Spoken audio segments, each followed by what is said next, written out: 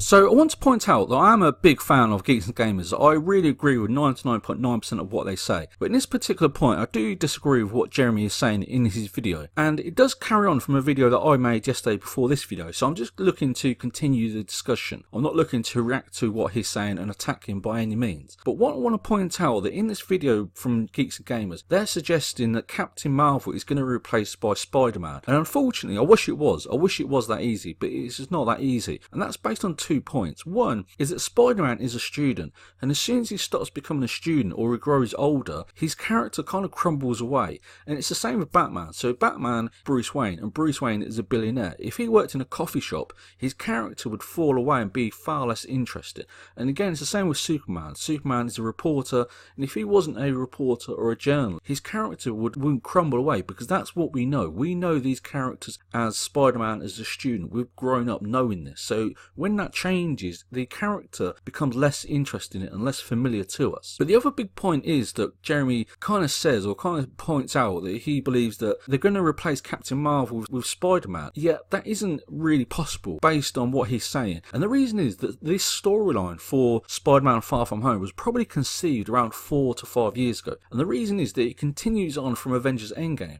and that continues on from Avengers Infinity War. So those movies were written and conceived around 4 or 5 years ago. So these movies take around 4 or 5 years from when the storylines are written out, or then the script is made, then the casting is made, to actually film them, to release them. So it takes at least 3 to 4 years for these movies to actually come out to the box office. And yet it was only 2 months ago that Captain Marvel came out of the box office. So even if Captain Marvel completely crashed, it made $400 million at the box office, everybody hated it. Marvel cannot plaster over that failure that easily. It takes around 2 or 3 years for Marvel to replace Captain Marvel, and that's just, unfortunately, that's reality. I wish Jeremy was correct. I wish it was another character replacing Brie Larson and Captain Marvel as the figurehead of Avengers and Marvel going forwards, but it just isn't that easy. When Marvel made Captain Marvel, they made a huge risk. They risked the whole future of Marvel on this particular character, and there's no easy way of getting out of it. They can't just change their mind 2 months later.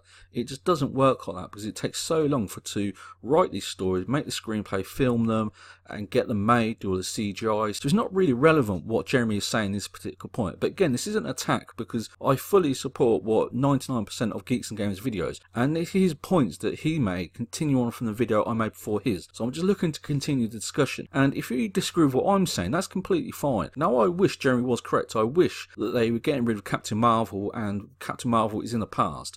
But what I want to point out also, and what I said in my video yesterday, I do find this very strange, because in this trailer, Spider-Man does say, where's Thor and where's Captain Marvel? So he's asking for help, and he's told that they're off planet, which is completely fine. They're maybe doing something else in another storyline.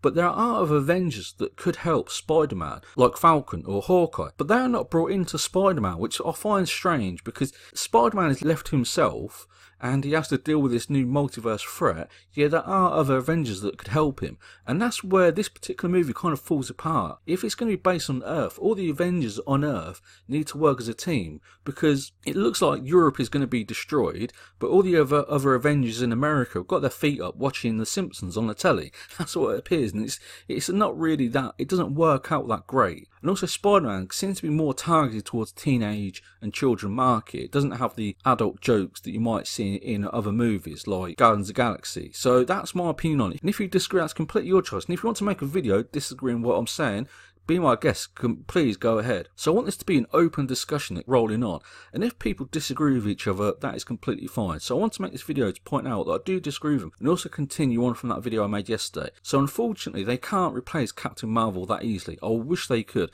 I wish they could just get rid of Captain Marvel, get rid of Brie Larson, and replace her with anybody else. It could be anybody. It could be Hawkeye. It could be a human who replaces Captain Marvel for the next 10 years. That would be fantastic. So I do really agree with Jeremy's points of what he wants, but unfortunately it just doesn't work like that. It takes around 5 years for them to conceive these stories, make them, and for them to be released in the cinema. So leave your comments below, and if you disagree, make your video, make your own video on your channel, disagree with me. I don't mind at all. So again, leave your comments below, and also like and subscribe.